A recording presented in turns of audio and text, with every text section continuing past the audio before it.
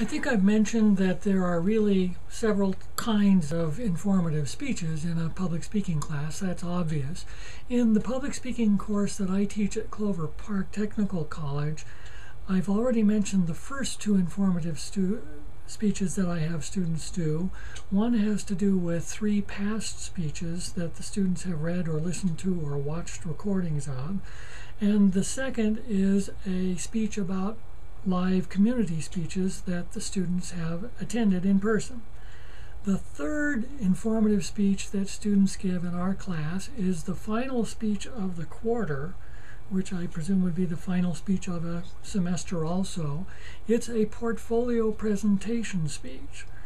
It's a speech in which the students have 7 to 10 minutes to talk about their portfolios and what it is that they've learned from them and how it was that they created them.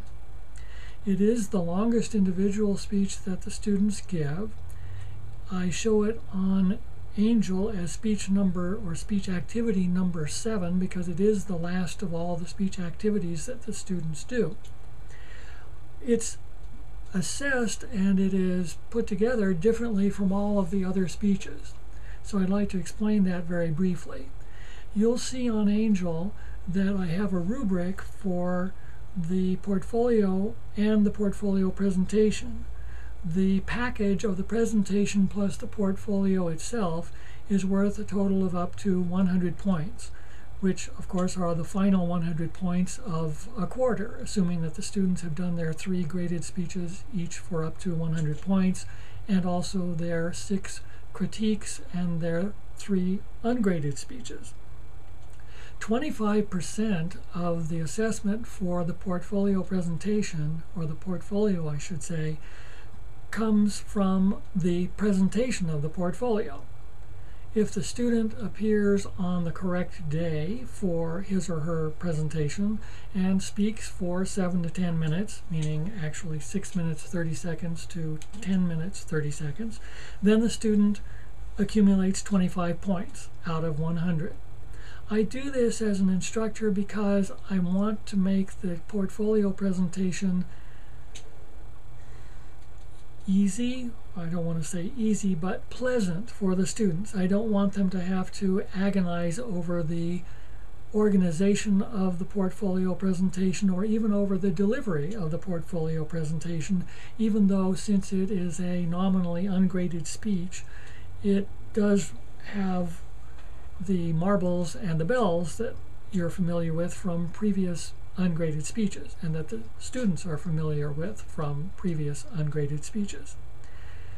The other 75% or 75 points, potential 75 points for the portfolio, come from the portfolio itself. You'll see in the document that's on Angel that these have to do with completeness, with professionalism, and with one other topic which I don't remember off the top of my head. The matter of completeness is very important.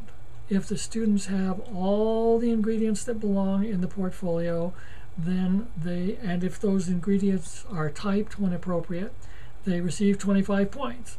If anything is missing at all, then they don't get the 25 points. They get 0 points there. Now, don't tell anyone among my students, please. In reality, if a student does his or her utmost to have everything in the portfolio and is lacking, for instance, one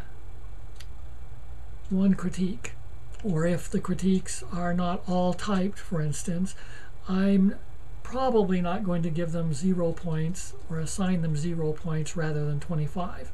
However, I really believe that if I don't state up front that everything needs to be there to get all the points, then unfortunately a lot of people really would differ widely in the amount of materials that they put in the portfolio, which is not in keeping with the emphasis that I try to place on full and complete achievement of the course objectives.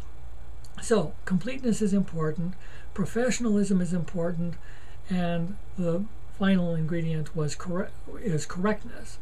Again, with respect to correctness, I tell the students that their portfolio needs to have enough correctness in its grammar, spelling, punctuation, and other elements of style that it doesn't detract from its own effectiveness, or its own effectiveness is not vitiated by those kinds of errors. In practice, this is not a writing course. I tell the students that I'm going to be looking for major problems in their spelling, punctuation, grammar, and so forth, and that I will not be going over their text with a fine-tooth comb. However, they know from earlier on in the quarter that when I look at their materials, I'm going to be pretty exacting, and that if they have major problems, I'm going to notice them, and if possible, I'll give the portfolio back to them in time for them to rectify those problems. Then professionalism also is a sort of a nebulous term. I suggest to students that they can be creative. In fact, I urge them to be creative in their portfolios. I give them a list of things that have to be in the portfolio, but I don't tell them that they have to have those things in the portfolio in the order that I list them. In reality, again, most students do follow that order, but I want this to be a liberating and self-reinforcing process rather than simply a bunch of hoops for the students to leap through. In practice, what happens is that students often have really wildly individualistic and creative approaches to the portfolio, which I think is wonderful. I tell them that the portfolio is meant to be something that will help them reflect back on what they've learned in the course. I also tell them that the portfolio can be used in job hunting, because a lot of prospective employers want to know not just what a person says he or she can do, but what a person actually has produced in the past. A portfolio, if it is decent at all, shows that a student is perseverant, that a student follows directions, that a student can organize things, that a student can be correct in writing and also that a student can be creative. So I won't go through a lot of examples here, but I will show you parts of two portfolios that students have produced in the past. This one was done several years ago. On the surface it looks fairly mundane, but when we get into the section on notes, or where is it here? No, I guess it's the section on impromptu, or why you should hire me. There is a lot of work that this person put into this. As you can see, it's a he, by the way. He put together a narrative, a kind of chronicle of the course based on his own experiences. This was far beyond the call of duty. I didn't expect it of him, not to put him down at all. He was a very creative person, but this obviously took a lot of time and thought. It's also complete. The portfolio is complete. It's also correct. So I think this is representative of some of the things that students can do if they put their minds to it and if they have time when it comes to the portfolio. Now I'll show you one from this past quarter. Before I ask the students to prepare their portfolios and present their portfolios in the last speech, I give them a list of 10 possible ways to organize their portfolio presentation. That list is also on Angel if you're interested in it. One of the things that I tell them they might do is to describe how they constructed their portfolio. Rarely does a student actually take me up on this, because most students don't really construct a portfolio at all. They buy a portfolio and then they embellish it by putting things in it, by having tabs and photographs and drawings. And this past quarter, a student had little flashing lights on her portfolio. So there are ways to go out of the ordinary. This last quarter, a student actually did construct a portfolio, however. Here it is. It's made of wood.